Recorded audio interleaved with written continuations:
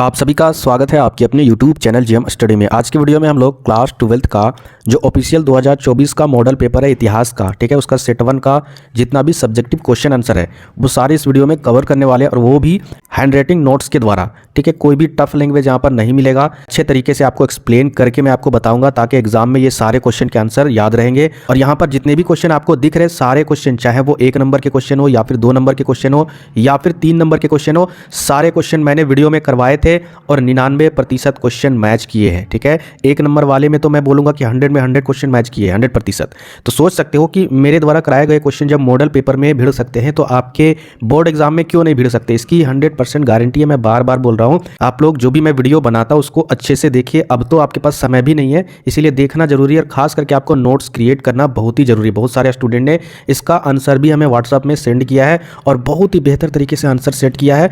बहुत ही अच्छा लगा कि हाँ, हमारे स्टूडेंट पढ़ने वाले स्टूडेंट हैं, चाहे कम ही स्टूडेंट है लेकिन पढ़ने वाले स्टूडेंट है, फांकी मारने वाले स्टूडेंट नहीं है। तो चलिए यहाँ पर सटीक आंसर को देखते हैं। और एमसीक्यू क्वेश्चन का तो आंसर आपको मॉडल पेपर में ही मिल जाएगा, लेकिन जो सब्जेक्टिव क्वेश्चन का आंसर है वो मॉडल पेपर में नहीं मेंशन है, इसलिए सब्जेक्टिव क्वेश्चन पर हम लोग फोकस करते हैं। बहुत सारे यूट्यूबर एमसीक्यू क्वेश्चन को भी वीडियो में अपलोड कर रहे हैं, पता नहीं सिर्फ स्टूडेंट का टाइम ही बर्बाद करना चाहते हैं। कोई दिक्कत नहीं है, आप लोग यहाँ पर देखिए ध्यान से। ये क्वेश्चन क्या था कि हड़प्पा सभ्यता को, यानी जो सिंधु घाटी सभ्यता था उसको हड़प्पा सभ्यता के नाम से क्यों जाना जाता है। तो देखिए इसका उत्तर आपको कैसे लिखना है, क्योंकि आपके 2 नंबर में पूछे जाएंगे, तो कैसे 2 नंबर मिलता है वो भी मैं आपको बताऊंगा। इसका उत्तर आपको लिखना है क्योंकि इस सभ्यता के स्थलों की खुदाई में, जब इस सभ्यता के स्थल की खुदाई हो रही थी, जगहों की खुदाई हो रही थी, तो सबसे पहले यानी सर्वप्रथम हड़प्पा नामक स्थल की खोज 1921 में दयाराम साहिनी के द्वारा हुई थी, या फिर दयाराम साहिनी ने की थी। पर आपका 1 नंबर कहां से कहां तक मिलेगा, ध्यान से देखिएगा। यहां पर 1 नंबर आपका मिलेगा कि आपने ये लिखा कि सर्वप्रथम हड़प्पा नामक जगह की खोज की थी। दूसरा नंबर आपका यानी 2 नंबर कैसे मिलेगा, तो आपने ये लिखा कि उस समय हड़प्पा जगह को 1921 ईस्वी में दयाराम साहिनी ने की थी। इस तरीके से आपका नंबर मिलता है। आगे देखिए नेक्स्ट क्वेश्चन क्या आपका कि भारतीय पुरातात्विक का जनक किसे कहा जाता है। तो इसका उत्तर हो जाएगा भारतीय पुरातत्व। अब यहाँ पर देखिए अगर मिस्टेक हो जाता है आपका क्वेश्चन के आंसर को लिखने में, बहुत सारे स्टूडेंट यहाँ पर इस तरीके से पोतने लगते हैं, ये गलती बिल्कुल भी नहीं कीजिएगा। ये मैंने जानबूझकर गलती की, इसको अंडरलाइन किया था कि आपको बता दो। ठीक है, मॉडल पेपर तो सभी को देखते हैं, अगर ज़्यादा से ज़्यादा स्टूडेंट इस वीडियो को देखेंगे तो उनको समझ में आएगा एग्जाम में क्या गलती नहीं करनी। इस तरीके से आपको छोटा सा कट करना है, जैसे यहाँ पर कट किया गया है। इसके बाद फिर जो आपका सही है वो आगे लिख देना है, जैसे मैंने यहाँ पर लिखा भारतीय पुरातत्व का जनक अलेक्जेंडर कनिंघम को कहा गया है। आगे यहाँ पर देखिए नेक्स्ट क्वेश्चन, अशोक के अभिलेखों को सबसे पहले किसने पढ़ा था। तो इसका उत्तर हो जाएगा अशोक के अभिलेखों को सर्वप्रथम जेम्स प्रिंसेप ने 1837 ईस्वी में पढ़ा था। ठीक है, अब यहाँ पर 1 नंबर आपका इसका मिल गया, इसके बाद 1 नंबर इसका मिल गया, 2 नंबर। सांची का स्तूप किस जगह पर स्थित है। ये आपसे अगर क्वेश्चन पूछा जाएगा तो इसका उत्तर आपको लिखना है कि सांची का स्तूप मध्य प्रदेश के रायसेन जिले में स्थित है। ठीक है, मध्य प्रदेश के रायसेन जिले में। बहुत सारे स्टूडेंट मध्य प्रदेश भी लिख देते हैं, ऐसी गलती नहीं करना है आपको। मध्य प्रदेश के रायसेन जिले में स्थित है, ये आपको लिखना होगा। आगे जो क्वेश्चन है वो आपका इब्न बतूता कहाँ का निवासी था, ये भी क्वेश्चन पूछ सकता है। या फिर इब्न बतूता भारत कहाँ से आया, ये भी क्वेश्चन पूछ सकता है। फिर इब्न बतूता का जन्म कहाँ पर हुआ, या फिर ये भी क्वेश्चन पूछ सकता है इब्न बतूता किसके शासन काल में भारत आया था। तो तीनों का आंसर कैसे लिखना है ध्यान से देखिएगा। इब्न बतूता मोरक्को से भारत आया था, यानी इब्न बतूता कहाँ का निवासी था, मोरक्को का निवासी था, और वह मोहम्मद बिन तुगलक के शासन काल में भारत आया था। आगे देखिए 36 नंबर, संथाल विद्रोह के प्रमुख नायक कौन थे। तो संथाल विद्रोह के प्रमुख नायक या फिर संथाल विद्रोह के नेतृत्वकर्ता कौन थे, या फिर संथाल विद्रोह के नेता कौन थे। तीनों क्वेश्चन का आंसर एक ही लिखना है। संथाल विद्रोह के प्रमुख नायक या नेता या नेतृत्वकर्ता सिद्धू मुर्मू और कान्हू मुर्मू थे। ये दोनों भाई थे और यह विद्रोह 1855 ईस्वी में हुई थी। आगे देखिए यहाँ पर 37 क्वेश्चन नंबर, असहयोग आंदोलन की शुरुआत किसने की थी, किसके नेतृत्व में हुआ था, और ये कब हुआ था। ये क्वेश्चन आपसे अगर पूछा जाए इसका उत्तर लिखना है कि असहयोग आंदोलन महात्मा गांधी के नेतृत्व में 1 अगस्त 1920 को शुरू हुआ था। देखिए 38 नंबर, नालंदा विश्वविद्यालय की स्थापना किसने की थी। इसका उत्तर हो जाएगा कुमारगुप्त प्रथम ने की थी 5वीं शताब्दी में। यहाँ पर ध्यान से समझिएगा, कुमारगुप्त भी अगर आंसर में आप लिख दीजिएगा कोई दिक्कत नहीं है, या फिर आप कुमारगुप्त प्रथम भी लिख सकते हो। अब हम लोग आगे 3 नंबर वाले क्वेश्चन को देखेंगे। ठीक है, लघु उत्तरीय प्रश्न। यहाँ पर क्वेश्चन क्या था कि हड़प्पा सभ्यता के धार्मिक जीवन का वर्णन करे। देखिए यहाँ पर कितना सटीक आंसर है, और वो भी अपनी लैंग्वेज में। अगर मैं आपको एक बार पढ़ूंगा समझ में आ जाएगा। हड़प्पाई लोगों को धार्मिक रीति रिवाजों का अनुमान उनकी कुछ मूर्तियों, बर्तनों और ताम्रपत्रों के चित्रों से मिलता है। मातृदेवी की अनेक मूर्तियां मिली है, इनसे पता चलता है कि मातृदेवी ही उनकी पूज्य देवी थी, यानी वो लोग मातृदेवी की पूजा करते थे। एक मूर्ति ऐसी मिली है जो बिल्कुल नग्न अवस्था में थी। ठीक है। हाथ में कठार तथा गले में नर मुंडों की माला है। जैसे आप लोग देखते होंगे काली माँ का जो मूर्ति होता है उसमें किस तरीके से गले में मुंडों की माला होती है, उसी प्रकार से, और हाथ में कठार, जैसे कि हाथ में बलि देने वाली जो हथियार होता है ना, उसी को कठार बोला गया है। इससे पता चलता है कि लोग देवी देवताओं को भी प्रसन्न करने के लिए नर बलि भी देते थे। यह नहीं कहा जा सकता है कि मातृदेवी के लिए मंदिर भी बनवाए जाते थे या फिर नहीं भी बनवाए जाते थे, क्योंकि मातृदेवी के लिए मंदिर का कोई साक्ष्य नहीं मिला है। उनकी मूर्ति तो मिली है लेकिन किसी मंदिर में ऐसा नहीं है कि किसी मंदिर में मिला है। मोहनजोदड़ो से इनके एक देवता की भी मूर्ति मिली है जो कि आजकल के शिव देवता से मिलती जुलती है, शिव भगवान से मिलती जुलती है। शिव भगवान की जो मूर्ति होती है उस तरीके से दिखा गया है जो कि आजकल के शिव देवता से मिलती जुलती है। संभवतः वे लोग वृक्षों तथा पशुओं, सांड की पूजा करते थे, साथ में सांपों और पत्थरों की भी पूजा करते थे। ये जो आपका लिखा हुआ यहाँ पर आंसर है एक सटीक आंसर है, बहुत ही बेहतर आंसर है। 3 नंबर के लिए 100% 3 में 3 नंबर मिलेंगे। बस आपको ध्यान में ये चीज़ रखना है कि आपको हर सही दुर्गई ज़्यादा काट छाट नहीं करना है। इसके बाद बढ़ते हैं नेक्स्ट क्वेश्चन की ओर। नेक्स्ट क्वेश्चन क्या आपका यहाँ पर देखिए, अभिलेख से आप क्या समझते हैं, इनका क्या महत्व है।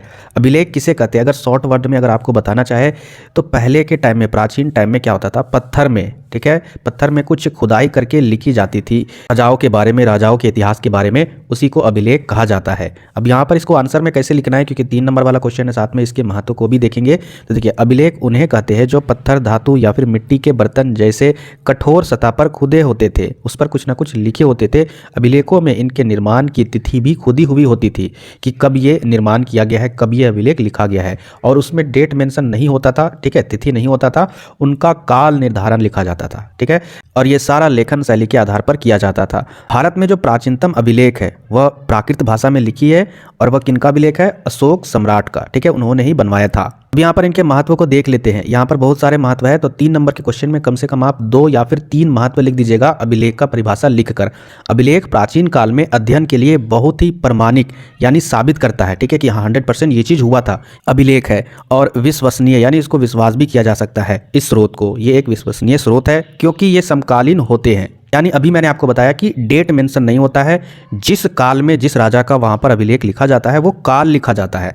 आगे देखिए दूसरा महत्व, अभिलेख बनवाने वाले अभिलेखों से शासक के विचार, राज्य विस्तार, उपलब्धियां, चरित्र, जन भावना का पता चलता है, यानी राजा के बारे में हर एक जानकारी होती है, साथ में प्रजा के बारे में भी लिखा रहता है। तीसरा नंबर, अभिलेखों से तत्कालीन धर्म, संस्कृति, रीति रिवाजों की जानकारी मिलती है। 4th नंबर, अभिलेखों से तत्कालीन भाषा और लिपि का भी ज्ञान होता है। 5 नंबर, शासकों के आदेश, शत्रु विजय तथा नागरिक अधिकारों की जानकारी भी मिलती है। इसके अलावा आप यहाँ पर देखिए 6ठा नंबर, 7वां नंबर, 8वां नंबर ये भी लिख सकते हो, या फिर आप कोई 3 आप इसमें चूज कर लीजिएगा। आगे हम लोग बढ़ते हैं नेक्स्ट क्वेश्चन की ओर। त्रिपिटक क्या है, इसका वर्णन करें। तो देखिए यहाँ पर इसका उत्तर क्या है। त्रिपिटक का शाब्दिक अर्थ है 3 टोकरियाँ, यानी बुद्ध की मृत्यु के बाद उनके अनुयायियों ने, जब बुद्ध की मृत्यु हो गई तो उनके अनुयायी यानी उनके मानने वाले जो भिक्षु थे, उनकी शिक्षाओं का संकलन 3 पिटकों, जैसे कि पहला आपका सुत्त पिटक, दूसरा विनय पिटक एवं तीसरा आपका अभिधम पिटक में किया है। इन्हें ही संयुक्त रूप से त्रिपिटक कहा जाता है। यहाँ पर देखिए, सुत्त पिटक में बौद्ध धर्म के सिद्धांत दिए गए हैं, विनय पिटक में बौद्ध धर्म के आचार विचार दिए गए हैं, एवं साथ में नियम कानून भी इसी में मिलेंगे, ठीक है, यानी विनय पिटक में। जबकि अभिधम पिटक में बुद्ध धर्म के दर्शन के बारे में सारा कुछ व्याख्या दिया गया है। तो आपको आंसर यहाँ से लेकर यहाँ तक लिखना है, यहीं तक आंसर लिखकर आप भाग मत जाइएगा, क्योंकि तीनों पिटक में क्या क्या मेंशन है वो शॉर्ट में तो कम से कम आपको लिखना होगा, तो ये चीज़ आप याद रखिएगा। आगे नेक्स्ट क्वेश्चन था आपका, अलबरूनी पर एक संक्षिप्त टिप्पणी लिखिए। देखिए यहाँ पर ये सटीक और अपनी लैंग्वेज में आंसर है। आपको किताबों में बहुत तरीके से आंसर मिल जाएंगे, लेकिन यहाँ पर जो आंसर है वो बहुत ही सटीक है, ध्यान से समझिएगा। अलबरूनी उज़्बेकिस्तान के एक शहर ख्वारिज़्म में पैदा हुआ था। वे विद्वान थे जिन्हें अरबी, फारसी, संस्कृत, यहाँ पर देखिए इन्होंने मिस्टेक किया है, पर हो जाएगा संस्कृत, ना कि हो जाएगा संस्कृत, आकार को हटा दीजिएगा, यानी इन्हें अरबी, फारसी, संस्कृत इत्यादि भाषाओं का ज्ञान था। जब 1017 ईस्वी को मोहम्मद गजनवी ने ख्वारिज़्म पर आक्रमण किया तो वह अपने साथ कई लोगों को वहीं से अफगानिस्तान ले आए, इसमें अलबरूनी भी शामिल था, और फिर अफगानिस्तान से अलबरूनी भारत में 1024 से लेकर 1030 तक रहे, और इन्होंने एक पुस्तक लिखी जिसका नाम किताबुल हिंद था, जिसका जिसका अर्थ होता है भारत का खोज। इनकी मृत्यु 1048 ईस्वी को 75 वर्ष की उम्र में हो गई थी। इसके बाद नेक्स्ट क्वेश्चन क्या आपका, सगुण भक्ति और निर्गुण भक्ति परंपरा क्या है? यहाँ पर देखिए इसका उत्तर है सगुण भक्ति। इसमें लोग जिस ईश्वर की पूजा करते हैं उसकी कोई ना कोई शक्ल होती है, ठीक है, यानी ईश्वर को अवतार मानकर उसकी उपासना करना, मतलब वो मूर्ति के रूप में है और ये लोग भगवान को देख सकते हैं। यही कैटेगरी के लोग इस सगुण भक्ति में आते हैं। इसके बाद देखिए निर्गुण भक्ति। इसमें जिस ईश्वर की पूजा करते हैं कि कोई रूप नहीं होती है, यानी ईश्वर की कोई रूप नहीं होती है और उसको हम देख भी नहीं सकते हैं। तो आप इसका उत्तर इस तरीके से लिख सकते हो।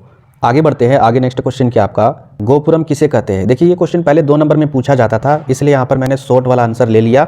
ऐसे इसको आप लॉन्ग तरीके से भी लिख सकते हो। मैं आपको समझा देता हूँ। दक्षिण के मंदिरों में ऊंचे द्वार को ही गोपुरम कहा जाता है। यह एक मंदिर प्रवेश द्वार थे, ठीक है, ये वाला मत लिखिएगा, ये दूसरा चीज़ है। तो याद रखिएगा गोपुरम क्या है, दक्षिण मंदिरों में ऊंचे द्वार को ही गोपुरम कहा जाता था और यह मंदिर के प्रवेश द्वार थे। आगे देखिए नेक्स्ट क्वेश्चन क्या आपका, 1857 की क्रांति का तत्कालीन कारण क्या था? यानी 1857 का जो विद्रोह था, क्रांति था, उसका मेन रीज़न क्या था? ध्यान से समझिएगा। गवर्नर जनरल हार्डिंग ने सैनिकों के हथियारों में परिवर्तन लाने का प्रयास किया।